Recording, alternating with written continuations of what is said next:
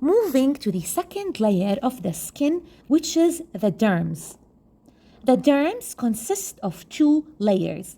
The first layer is the dermal papillary layer. The second layer is the reticular layer. The dermal papillary layer consists of the dermal papilla.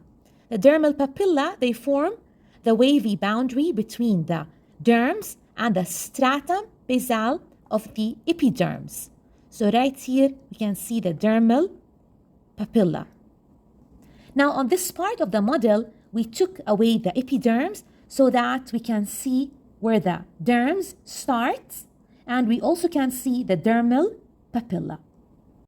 Starting with the first structure in the derms, we have the tactile corpuscles, also called the Meissner's corpuscles. So the tactile corpuscles, they sense touch and light pressure. Right here, we have the free nerve endings, which sense pain and temperature. Deeper, we have the Pacinian corpuscles, also called the lamellar corpuscles, which sense deep pressure. Moving to the second structure, the blood vessels.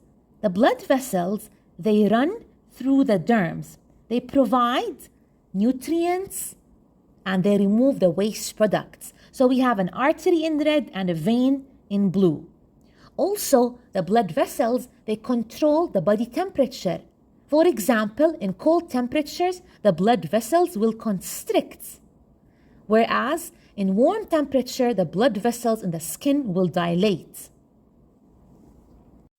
Moving to the third structure in the derms, which also regulate the body's temperature, we have the eccrine sweat glands, which produce the sweat. This is the eccrine sweat gland duct right here. It opens at the sweat pore in the epidermis. Moving to the fourth structure of the derms, which is the hair follicle. The hair follicle is only in the thin skin derms, whereas the thick skin derms, we don't have hair follicles because it is hairless. That is the difference between the derms of the thick skin versus the thin skin. First, we have the hair follicle, which consists of two layers. The outer layer in light purple is the outer external epithelial root sheath. The second inner layer in light blue is the internal epithelial root sheath.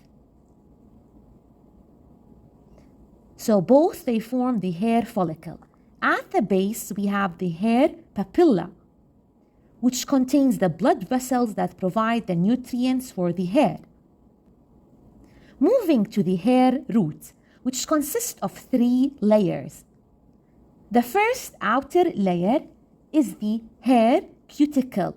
So in yellow, we have the hair cuticle.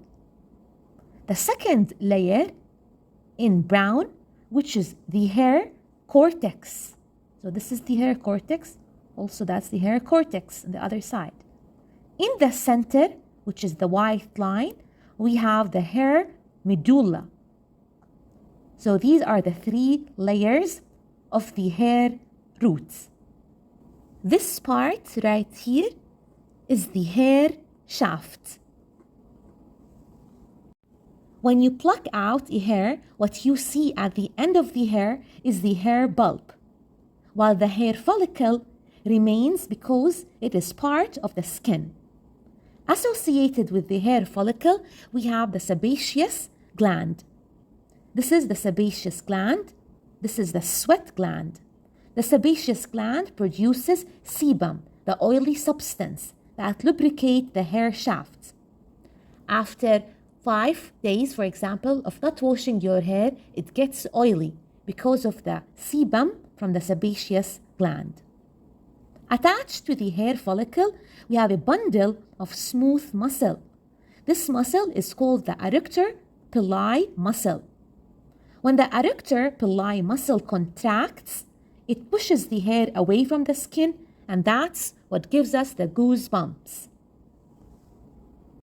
Moving to the hypoderms, which lies deep to the derms. It consists of adipose connective tissue, which is the body fat. It insulates the body temperature, it stores and releases energy when needed.